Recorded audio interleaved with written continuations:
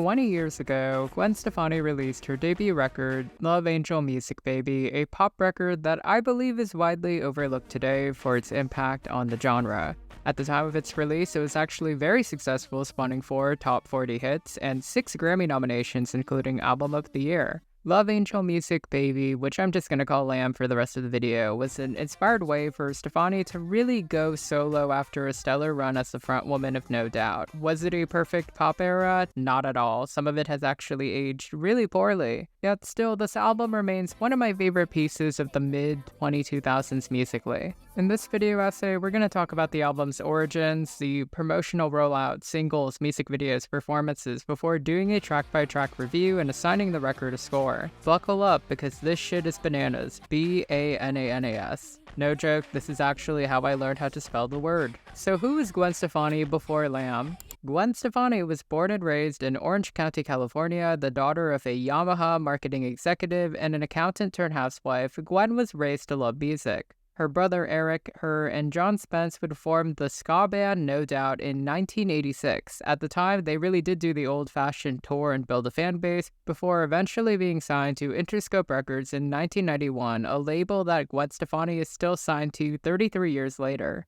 Gwen Stefani's talent as a vocal chameleon, her unique style, and natural charismatic energy made her a household name. No Doubt's Tragic Kingdom in particular blew up with the iconic Just a Girl being their first chart hit, and Don't Speak topping the airplay charts despite not charting on the Hot 100 due to technicalities. Tragic Kingdom went on to score Grammy nominations and sold 16 million records worldwide. Gwen going solo was sort of predicated by collaborations outside of the band, the most popular being the Grammy-winning Let Me Blow Your Mind with Eve. By the time No Doubt hit their 5th record, Rocksteady, in 2001, which smashed commercially and critically with Hey Baby and Underneath It All, taking home Grammys for both, it was only a matter of time for Gwen to really just fly on her own, something that was teased by the music video for the band's cover of It's My Life. By the time she started working on Lamb in 2003, Gwen Stefani was already a bona fide and acclaimed star. The Rolling Stone had actually declared her the queen of confessional pop. Gwen would select a wide range of collaborators, including former bandmate Tony Kanal, Linda Perry, Andre 3000, and most notably the Neptunes, which set up a long-running working relationship with Pharrell Williams. Lamb evolved into an exploration of music that Gwen Stefani had actually grown up with in the 80s and early 90s, covering new wave, electro, and synth pop. It definitely skipped over her ska sound or any real pretentious meaning, becoming an unabashed fun pop record. Pressured by Interscope founder and then CEO Jimmy Iovine, Gwen entered this period of writer's block. While writing with Linda Perry, this anxiety eventually developed into her lead single, What You Waiting For. She came on this track mad as hell, separation anxiety from her husband, mental breakdowns. What we got was this new wave funk song that did well internationally and even spawned her Harajuku Girls concept.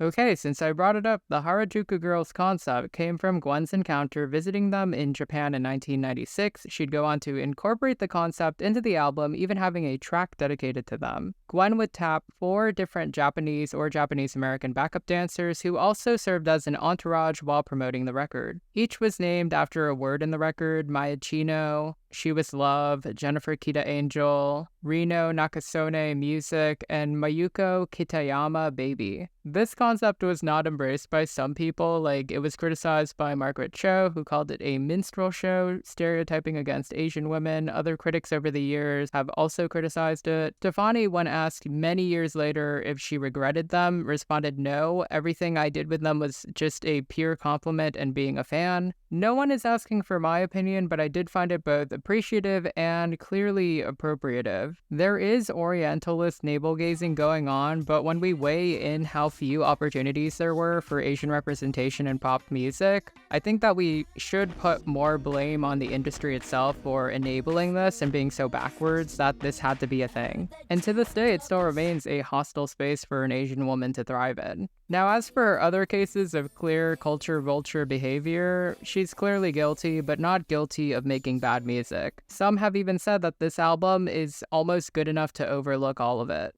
But I digress. Lamb went on to be released on November 12, 2004, a mere 2 months after the first single. So how did the Lamb era go? Lamb was an immediate success. The album debuted with 309,000 units, debuting at number 7. This was pre-iTunes, pre-streaming. The album would go on to peak at number 5, eventually going 4 times platinum in the States with 8 million copies sold worldwide. Critically, it was received pretty well for a pop record at the time. Many praised it for being a tight collection of pop music that was both vulnerable but also cool. Madonna was an active comparison point. Many criticisms did lay in the album's length, its frivolous nature, lack of cohesion, and reliance on collaboration rather than Gwen's singular voice and perspective. Rich Girl with Eve marked Gwen Stefani's first solo entry in the top 10 in the States, and remains one of her staple smash hits, but it was also Harajuku Girls that cemented this record for her. Number 1 around the world, 6 times platinum, and an iconic production by the Neptunes. This was the first song in history to sell 1 million copies digitally. But it divided critics, with some calling it the most annoying song of all time. Still, America made it number 1 for 4 weeks. The music video shows Stefani as a cheerleader because the song was shade at Courtney Love, who had actually called her one in an interview. Hollaback Girl was also a response to No Doubt fans who believed that her going solo would ruin the band. The music video was a staple on MTV's TRL, and it went platinum in my household way back when. Cool being the follow-up, it's just absolutely criminal that that song peaked at 13. It was this perfect synth-pop summer jam about reminiscing about an ex. It had been inspired by her own relationship with Tony. The music video is a beautiful retelling of the song set in Italy. Gwen's star power in it makes me wonder why she didn't seriously go into acting. The album's final 2 singles, Luxurious and Crash, were not as successful, though Luxurious would receive an unofficial remix from Polo de Dawn that would eventually become Fergie's smash hit Glamorous. Stefani would tour the record on her Harajuku Lovers tour, which only had one leg but featured MIA, Sierra, and the Black Eyed Peas as openers. Due to a pregnancy, Stefani delayed work on what would eventually become her second album, The Sweet Escape, which more or less was really just leftovers from Lamb and spawned 2 of her biggest hits. However, it did not match the success that Lamb had critically or culturally. Lamb definitely inspired a few artists that jumped in while Stefani was in hiatus. Nelly Furtado's Loose, which released in 2006, definitely hopped on the urban adult contemporary sound. Likewise, Fergie's The Duchess era really evoked the aesthetics and sounds of Lamb. London Bridge was actively compared to as a Hollaback Girl knockoff, and of course the luxurious, glamorous parallels. I imagine that many younger artists actually looking to the past are likely going to borrow musically or aesthetically from Lamb, intentionally or not. I always joked with my other music friends that I DM with on Twitter that if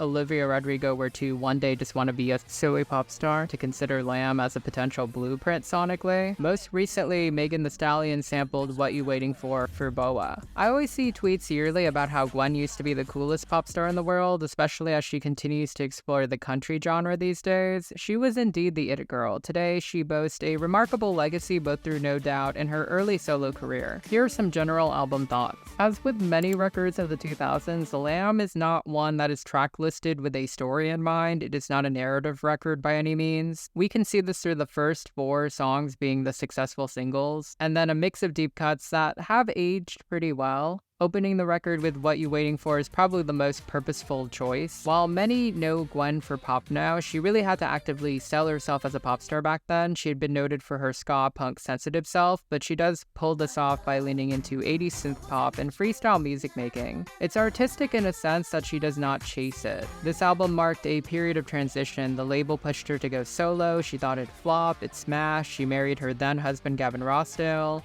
went on a solo tour, launched a clothing line. In many ways, success just came to her. Thematically, most of the songs do seem to focus on losing and gaining love. You see that on Cool and The Real Thing, but then the album forgoes deep emotions for more universal and fun feelings. You can really see her go into these vibrant aesthetics and being goofy, which I felt was impactful on artists in the 2010s. I truly do think that she redefined what it meant to be a pop star at the time. The cred that she got from No Doubt as a songwriter and a sensitive soul definitely opened up people to the idea of pop stars being just more. Pop stars would become cultural curators rather than the end result of corporate curation. Gwen felt like she was in the driver's seat for all of her decisions and not a puppet. Not only was she like the one who really came up with that Harajuku Girls concept, but no one seemed to block her from collabing with whoever she wanted to. Her being genre agnostic really prevents this album from feeling too dated. There are still a few tracks that scream early 2000s, but for the most part, the mixing and the sound feel fresh. Probably because other artists still use it as a playbook.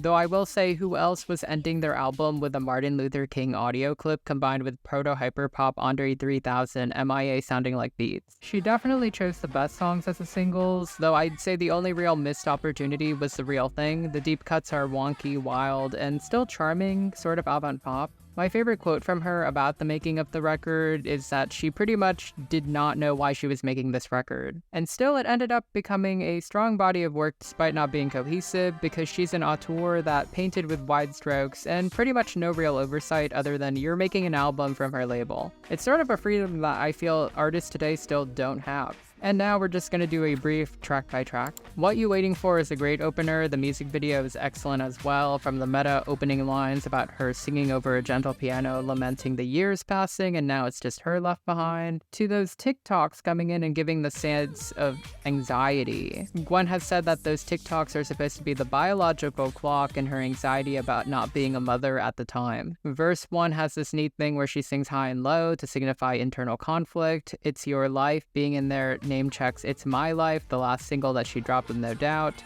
The line, your moment will run out because of your sex chromosome, I know it's messed up how our society all thinks. That's really profound. It still remains profound. The pre-chorus is an earworm. You're still a super hot female. You got your $1 million contract and they're still waiting for your hot track. It's a flex, but also it's reassurance. And the bridge sees her bring the Harajuku Girls concept to life. Rich Girl with Eve is another pop masterpiece. Dr. Dre's reggae-infused production with the strings and crisp instrumentation kills it. He'd done Let Me Blow Your Mind before. This was actually the last track made for the record, but it's definitely a must-listen. It tributes Fiddler on the Roof, If I Was a Rich Man, which was redone to Rich Girl by Lucci Lu and Michi One in 1993. Here, Gwen blends it into this, daydreaming about when she was younger, wishing for more. You see Gwen name drop Vivienne Westwood and just tear it up, name dropping her squad. I love the switch up on the bridge. I feel like it's organic. Eve's verse, name checking her and Gwen's brands, it's maximalist, it's a little corny, but the attitude sells the song. Gwen would attempt to do the same trick twice on Wind It Up with The Sound of Music, but I felt like that one was not as good as this one. Hollaback Girl is a classic. I argue that this was the original Bad Blood in the sense that a pop girl was publicly acknowledging a feud through a song to make a smash. The Neptunes' oddball production combines the slick drumline, band horns, and the smoothest guitar riff into this cheerleading anthem. Hollaback Girl as a phrase has been attributed to Naomi Campbell recently, but in the song's context, it's definitely slamming Courtney Love for calling her a cheerleader. Post-chorus, This My Shit, I remember there was a minor controversy because some radios were playing the dirty mix. The verses were better written than I remembered, really leaning into the life is a high school metaphor. And of course that bridge remains so iconic. It's non sequitur, but it leans hard into the themes, and it gets stuck in your head forever. Cool is my personal favorite of the singles, and possibly the album. I've always talked about the music video just being great, but the song itself also works very well. It's truly confessional, because if you know the story of her and Tony, it just feels so real, but also universal. I feel like we all have this one ex that we always hope to be on good terms with forever, even if we've moved on. Dallas Austin's production with the synthy elements gives this a timeless 80s sheen. It felt like a proper sequel to Don't Speak. I love how each chorus changes to show time moving, but then it ends with I know we're cool. My favorite line has to be circles and triangles and now we're hanging out with your new girlfriend. They went in these circles, and at one point she loved him while she was with someone else, but now she's moved on. It's just such a beautiful, elegant song and a career best.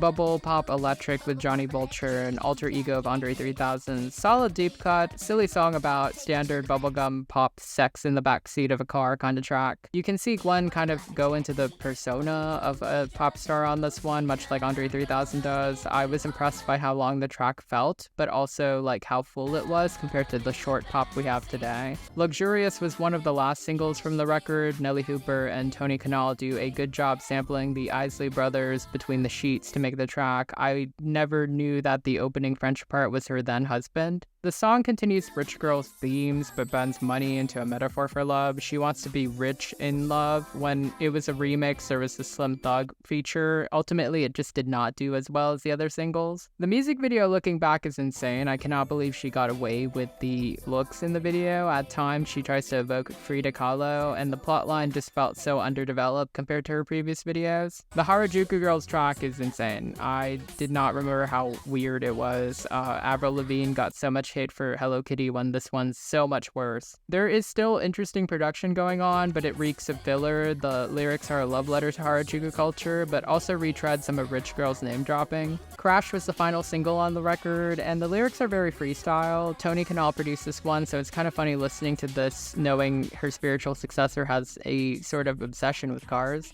The Real Thing is another Nelly Hooper produced track. I think it really leans well into the 80s sound. It was written by Gwen, Linda Perry, and Gavin Rossdale. It's straightforward, it's cheesy, but it's well done. New Order was actually a heavy influence to the point that band members from that band came on to perform some background vocals and bass. Her vocals on here feel so Madonna that if you close your eyes, you could kind of pretend it's a mix of True Blue and Cyndi Lauper's seminal Time After Time. I feel like it would have been a stronger single to close out the record than, say, Crash or Luxurious. Serious is a Tony Kanal production that opens with strings before becoming a straight-up 80s synth pop banger about love. This one actually reminded me of early Kylie and Madonna. Allegedly, there was a music video for this, but it was scrapped. If Gwen wanted to lean into the 80s, this would have been a great single choice. I couldn't help but think again of Charli XCX's Crash as a spiritual successor to the sort of 80s tribute vibe. Danger Zone's an underrated deep cut, another production of Hooper with Dallas Austin this time. Gwen's always really thrived when guitars in the track. This one is about a relationship on the rocks, which Gwen retrospectively said was steeped in tragedy, and how in hindsight she knew that the relationship she was in with Rossdale was the danger zone. The final track, A Long Way to Go with